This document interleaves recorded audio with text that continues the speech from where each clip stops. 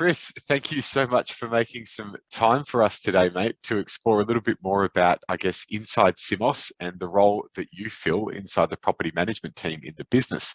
I guess for the audience, we've been doing these videos to really, I guess, capture the different personalities, the eccentric nature sometimes of Tsimos' culture as well, but also just meet the team and show people a little bit about the people that managing the properties there at Tsimos, but also working with the clients and bits and pieces. So, Chris, thanks again for taking some time to join us today, mate. I've got a few questions that I'd like to ask you, if that's all right. But I guess the first one will be, tell us a little bit about, I guess, your background in commercial property. Yeah, sure. Look, thanks very much for having me. It's great to be here having a chat with you, and in the circumstances that we are in at the moment. 100%. Look, my background in commercial property, I've got probably 7 years experience in property management. 3 years of that would be in residential and 4 years in commercial. What initially drew me into commercial property is I wanted to gain an understanding, looking from the inside out as to how a business operates, as opposed to from the outside in. Yeah. And given my current role in residential property management, I had those transferable skills to be able to get into the industry, to be able to expand my my knowledge base, so to speak. And that was probably the initial attraction for me. And it's been a very insightful process so far. And it is a big transition, isn't it, from, I guess, residential to commercial? There's a lot of different competing, I guess, priorities and factors that exist in that commercial space. What would you say would be, I guess, the predominant change that you notice between residential and commercial property management? Yeah, look, exactly right. Some people are of the mindset that residential and commercial property management, given that they're both property management, are very similar, and they are to a point in that you're trying to tick the same boxes. But the boxes and the way that you tick them, so to speak, are very different. So I suppose the one thing that struck me most was that in residential, all of the leases were the same. They were all cookie cutter, bang, bang. The only difference was who was renting the property and the dates of the lease, so to speak. Whereas in commercial property, every business is different. Every property is obviously different. And the nature of how these business operates within said property is very unique as well. Yeah. So that's something obviously that contributes to all the leases being varied. And that sort of, it wasn't something that I expected initially, to be honest. It makes complete sense after the fact. It's one of those things in hindsight. You're like, of course, why didn't I think of that? Yeah. But that was probably the biggest thing that struck me, and also, took a while. It takes a while longer to get to grips with a portfolio, so to speak, when you've got so many different tenancies and different properties that have different leases and special conditions and so on. That when you're dealing with a particular situation in residential property, you can use a rule of thumb, and 9 times out of 10 that rule of thumb is correct. Whereas in commercial property, if you use a rule of thumb, you're taking a risk and potentially exposing yourself and doing a disservice to your client and the landlord as well by not doing your due diligence and making sure that you're acting in their best interest with all of the information at hand for that specific lease.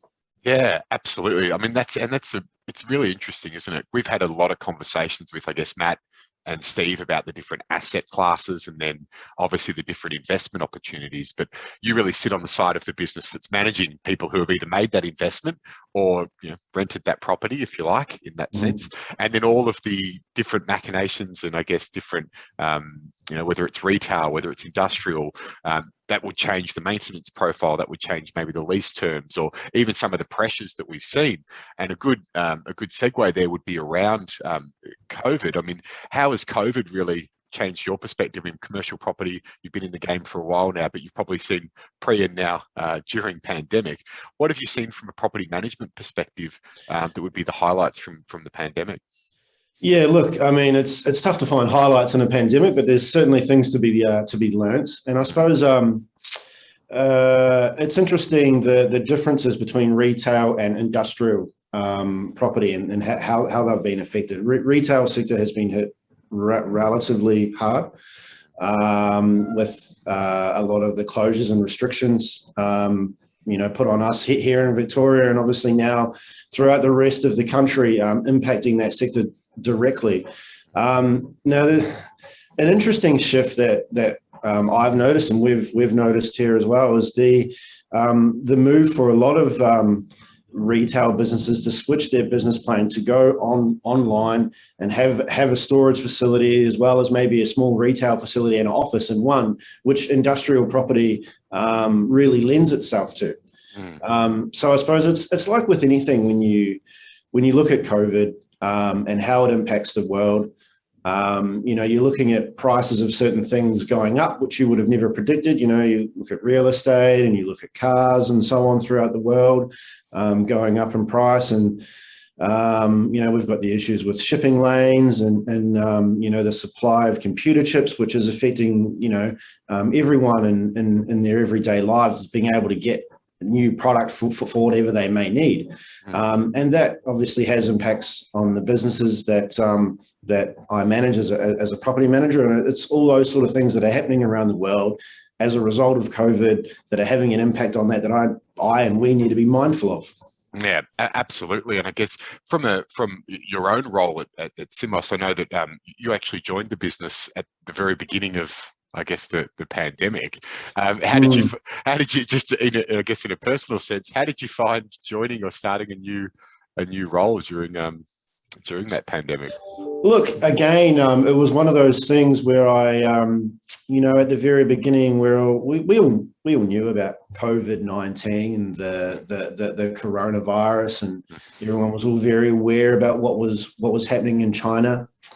I was thinking back to when I was a kid in high school, when SARS was a thing, and everyone was talking about that. And being a teenager, I never really placed much emphasis on it, and nothing really happened. And I think we were all sort of, I certainly was anyway, in that sort of mindset was, okay, this is going to go away in a few months. It's not going to be a huge issue and turn into what it has eventuated into. And I literally first day came into the office, got my logins for the computer software, and had to go back home because here in Melbourne we were in lockdown. Yeah. And actually prior to that, I was on holiday in New Zealand, and I had to cut that short, and I was actually in isolation when I came back as well for a couple of weeks before I started here at Tsimos. Yeah. So look, I suppose the challenges of that.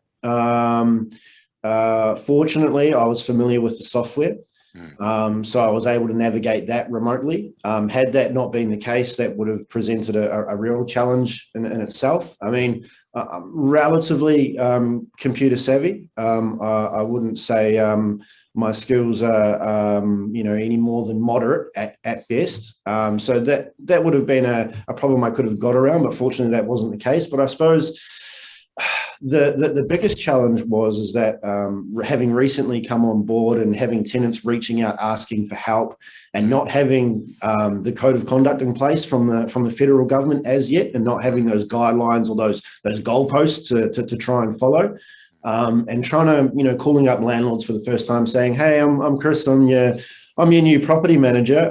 By the way, your tenants said they can't pay their rent this month. And we're not quite sure what we're going to do about that. We're just waiting for Scott Morrison to do a media release, in the next couple of days. Yeah. But once I know that, then I'll come back to you. So had I had been at the company for a period of months or years beforehand, I would have initially had that rapport with clients as well, obviously. And that would have made that whole process a lot easier. But look, it's certainly been a baptism by fire. It's been a massive learning experience, but it's been one that's been very rewarding. Yeah. And I think it just goes to show, as human beings, we're able to adapt and overcome.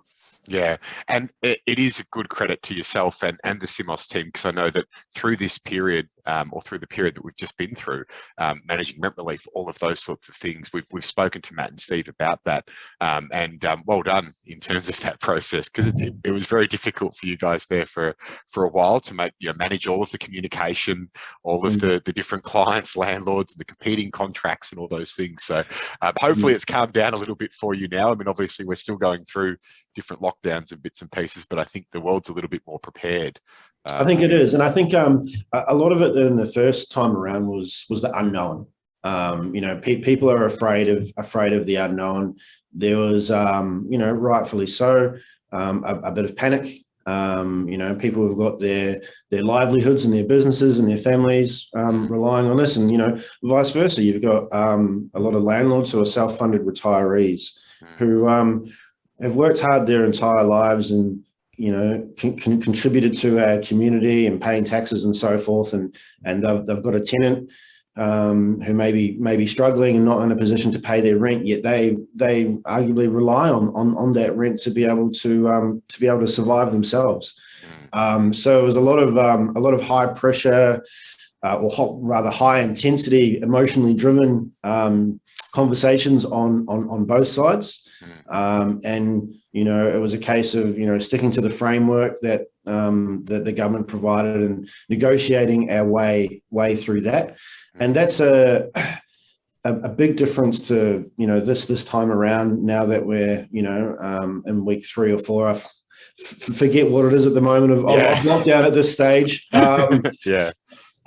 There's people don't have that fear of the unknown anymore. Yeah. We've got the goalpost there. We know what we need to do. We've been through it before, and it's a case of, yes, there is a bit of red tape. There are some hoops to jump through, but that's life. We just need to get on and do it, and then soon enough we'll all be vaccinated and we can get out of this, and we can hopefully go back to life as per usual and deal with normal problems. Yeah, that's exactly right. It's actually a good segue here. We've been talking about, I guess, obviously I've now worked with the team at Tsimos for a few years now, and there's a few very exciting and eccentric, inspiring characters within the organisation. Just looking a little bit inward, who would you say would be the most eccentric character you've met at Tsimos? Well, that's a good question. There's a number to choose from, but I think a standout would have to be the man himself, Steve. Yeah. Look, Matt's not far behind. Don't get me wrong. But I think look, in all seriousness, we have a really good dynamic going on in the office as far as I suppose camaraderie with all of my colleagues and everyone with each other as well. But yeah, Steve certainly takes the cake there, and I think he ultimately he's responsible for the culture and the positive nature that we interact with each other in the office as well. So I think that's a credit to him and for what he's created here. Yeah, it's always enjoyable working with the team at Tsimos, and I can certainly echo that sentiment of that camaraderie that I see there as well. So, look, Chris, it's been awesome talking to you. I mean, obviously, the COVID's a predominant part of any conversation at the moment, but one of the things that I wanted to talk about as well was a little bit more of the, I guess, logistics of the role and maybe your advice out to people that are out there at the moment embarking on or divesting from commercial property. What are 3 pieces of advice you'd provide through to people at the moment if they are struggling with tenants, or even just looking at potentially investing in a property? What would be your advice from a property management perspective? Okay, look, I suppose to start with, if you're looking to purchase a property, there's a few things you need to consider. Ideally, you want a property to appeal to as many potential businesses as possible. So you don't want to be tied down to a particular type. So obviously, a property that has a massive warehouse and a small office is probably going to lend itself more to storage, but it's going to take you away more from a business who's going to have staff that are going to want to operate in the office. So you want to look at things like that and how the property appeals to as many businesses as possible. I also think, and for me, when I'm looking at making my own, sort of personal investments, whether it be residential or commercial, you also want to look at what's going on in the immediate area.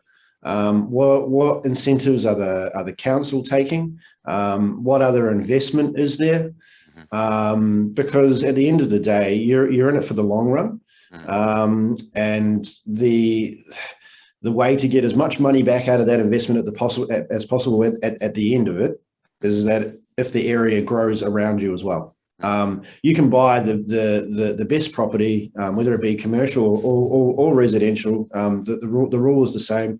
And if the area gets left behind over the next 2 or 3 decades, as far as investment is concerned, and so on and so forth. I mean, if we take a look at Box Hill, for example, or Cheltenham on this side of the city, there's been a lot of money spent by local governments and federal governments and infrastructure here in Cheltenham.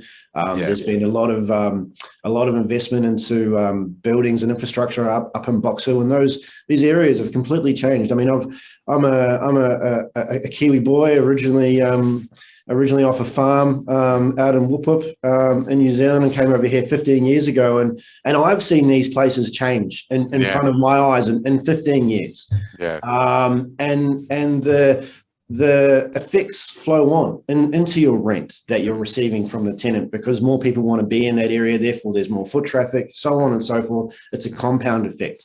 So I think, very important point is the location in which you're buying.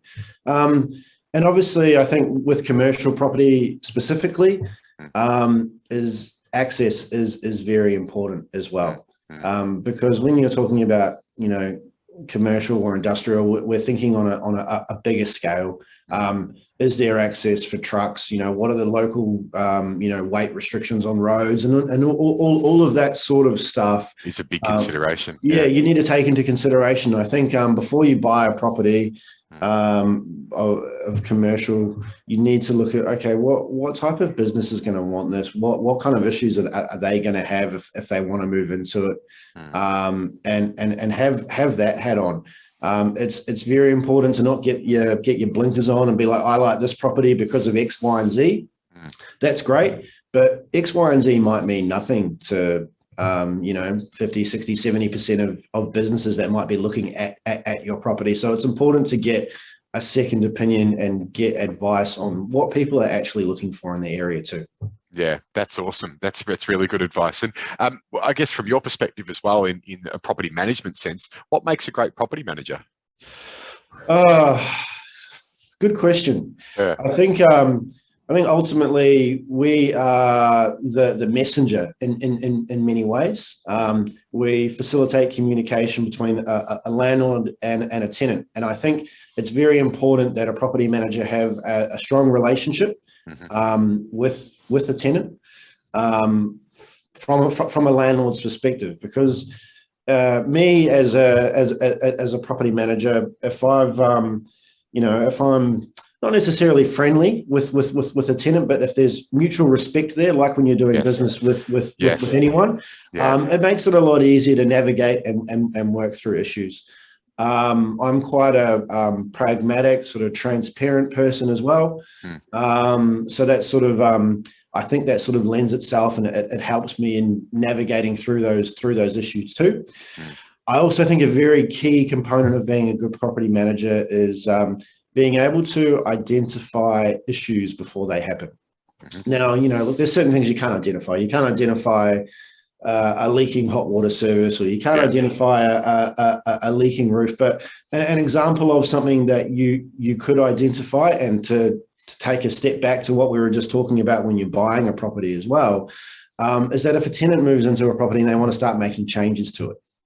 Now, that's fine, but we want to ascertain, are those changes going to benefit just their business, depending on what they do? Or at the end of the lease, are those changes going to make the property more appealing to a broader range of people? So before the tenant has even had their changes approved by the landlord, I'll be having a discussion with the landlord to say, hey, this is my recommendation based on X, Y, and Z. Would you like the tenant to remove those changes at the end of the lease, or are you happy for them to stay? That way the tenant's got a clear expectation at the end of the lease. Okay, I have to do this, I have to remove this, or I can let it stay. And the landlord is of a clear understanding what happens before anything even happens. And I think that's probably one of the biggest things is setting a clear expectation to both parties as to what's happening, which ultimately it all comes back down to communication. Yeah, I keep hearing the same thing, that it's really communication, negotiation. So you use a lot of negotiation skills to manage the expectations on either side, which is fantastic. And thank you so much for sharing that today. So look, the last question I have, thank you so much for your time, was we are going to get out of the pandemic at some point, fingers crossed, and we will be let out of the country. Let's say that it's all opened up. International travel is now available. Where does Chris go and why? Oh, that's a very good question, Soren. You know what? Pre-pandemic, probably for the last 4 or 5 years before the pandemic, I've always wanted to go on a river cruise in Europe. Okay. Starting in Amsterdam, weaving my way down into the north of Italy. Yeah. You know, going to sleep at night and waking up somewhere different in the morning, walking off the boat and enjoying an experience in a different town, and not having to unpack my bags, and not having to commute anywhere. And because I think, you know, as enjoyable as travel is, so much time and effort is wasted packing up and moving on to the next place, and when you could actually be enjoying your environment around you. So a river cruise is something that I would like to do for all of those reasons. Yeah, awesome. Well, hopefully we do get out of it soon and you can go on the cruise. Thanks again, Chris, for taking the time. I really appreciate it today. All right.